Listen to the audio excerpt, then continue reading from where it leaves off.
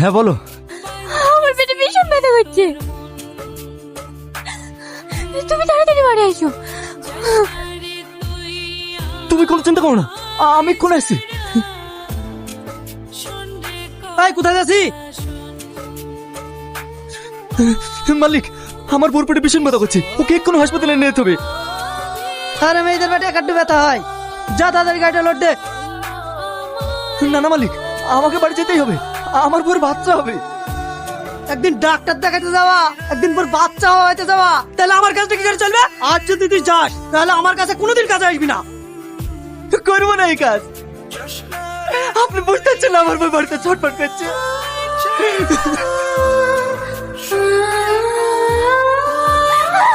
তোমার কিচ্ছু হবে না, এই তো আমি আছি, তোমার কিচ্ছু হবে না। নার্স, নার্স, এই তো আমি আছি। আপনি এখানে অপেক্ষা করুন, ভিতরে যাওয়া হবে না।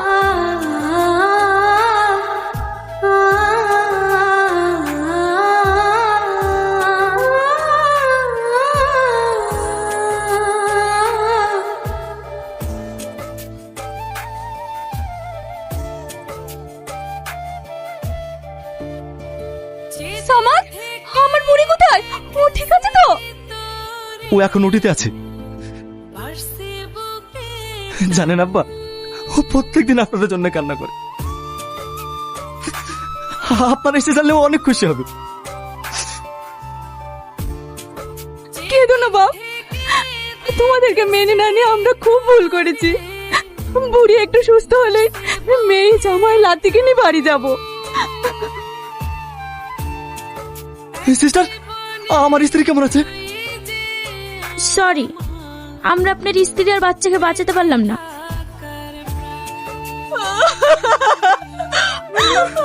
আমার কি সর্বনাশ হলো গো!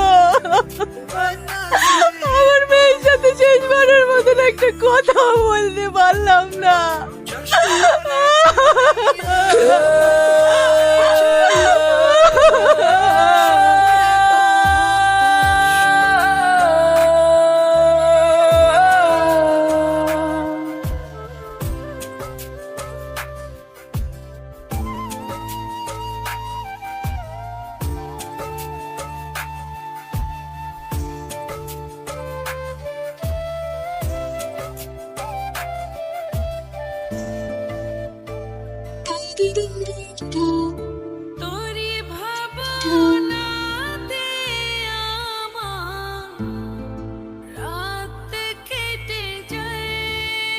কই গো, এই দেখো, আজ মাছ পেলাম না, সবজিটাই নিয়ে আসলাম।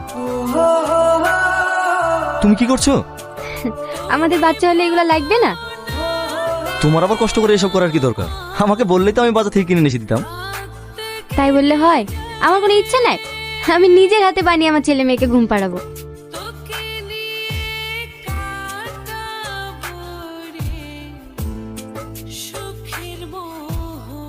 দেখো কত সুন্দর হয়েছে।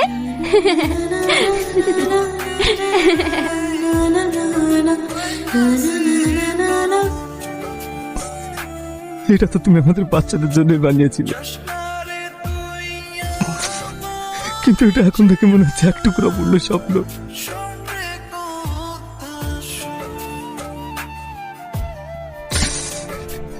এই ঘরের প্রত্যেকটা কোনায় তোমার স্মৃতি লুকিয়ে আছে।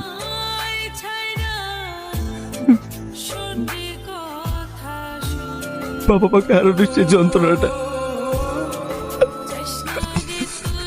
আজ তোমার চলে যাওয়াতে দ্বিগুণ হয়ে ফিরে এসছে। কেন কেন তুমি হাতটা ছেড়ে চলে গেলাম আজ পথে?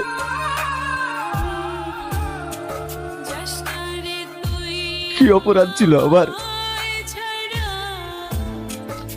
আমি কি সত্যি ভালোবাসা পাওয়ার অযোগ্য?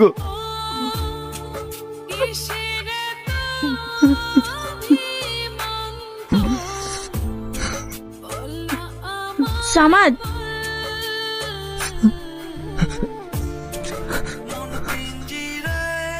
কি ব্যাপার আপনি? আপনাকে একটা ভীষণ জরুরি কথা বলার আছে। কি কথা বলুন? সেদিন আপনার স্ত্রী আর সন্তান এমনি এমনি মারা যায়নি, ওদেরকে মেরে ফেলা হয়েছে।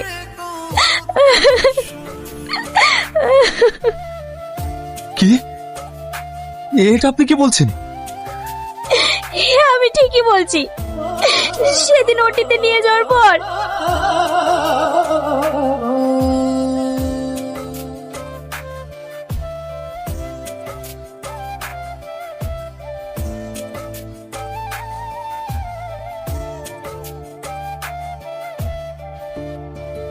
আরে যা, সালা কি হয়ে গেল এটা? রে ইলিয়াস, তুমি এটা কি করলে? পেশেন্টটা তো মারা যাবে। হ্যাঁ, মারা যাবে। তাতে কি হয়েছে? অপারেশন করতে গেলে দু একটা পেশেন্ট মরতেই পারে। ছি, তুমি ডক্টর না কসাই? মদ খেয়ে উঠে আসতে লজ্জা করে না? আমার জন্য কেন মরবে? মরবে তো তোর জন্য। তুই যদি সকালে ঝামেলাটা না করতি তাহলে আমি মদ খেয়েও আসতে হবে না, পেশেন্টার এই খারাপ অবস্থা হতো না। তুমি এতদিন আমার সাথে প্রেম করে একটা বড় লোকের মেয়েকে বিয়ে করছো, সেটা আমি কি করে মেনে নেব? এই শাট আপ! তোদের মতো মেয়েদেরকে নিয়ে টাইম পাস করা যায়, বিয়ে না। আর সেটা আমি একজনকে প্রেম করি, তাকেই আমি বিয়ে করব। তার অনেক টাকা। আর তুই কি করে ভাবলি তোর মতো একটা সামান্য নার্সকে আমি বিয়ে করবো? এটা একটু অবস্থা মনে হচ্ছে না?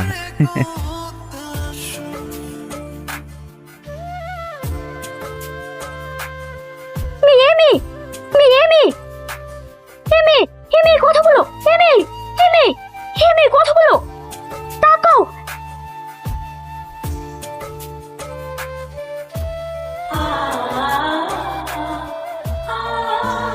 সেদিন ইলিয়াসের কারণে তোমার বউ বাচ্চা আমার চোখের সামনে ছটফট করতে করতে মারা গেল, আর আমি কিচ্ছু করতে পারিনি। সেদিন আমি ওর বয়ে তোমাকে কিচ্ছু বলতে পারিনি। আমি আর এই বাপের বোঝে বইতে পারছিলাম না, তাই তোমাকে সব সত্যি কথা বলে দিলাম।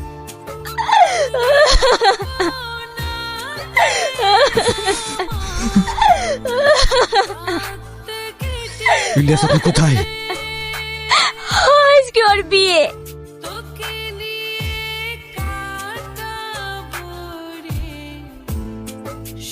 ওকে তো আমি বিয়ে বাড়িতে শেষ করে দিতাম, তারপর ভাবলাম না, ওকে অত সহজে মারা যাবে না। ওকে আমি সহজে মারিনি ম্যাডাম। ও যে হাত দিয়ে আমার বড় ফুল অপারেশন করেছিল, সে হাতে শিরা কেটে দিয়েছি। ও মদকে অপারেশন করেছিল না, ওকে আমি এত মদ খাইয়েছি, ওকে এত মদ খাইয়েছি।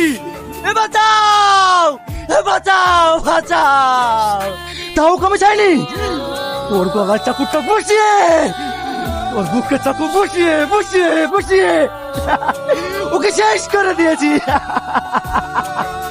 ম্যাডাম, আমার রাপর বলতে কেউ নেই ম্যাডাম, আমাকে যে শাস্তি দেবেন দেন।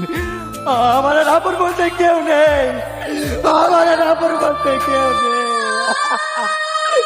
আমার রাপর বলতে কেউ নেই, কেউ নেই। Ha ha ha!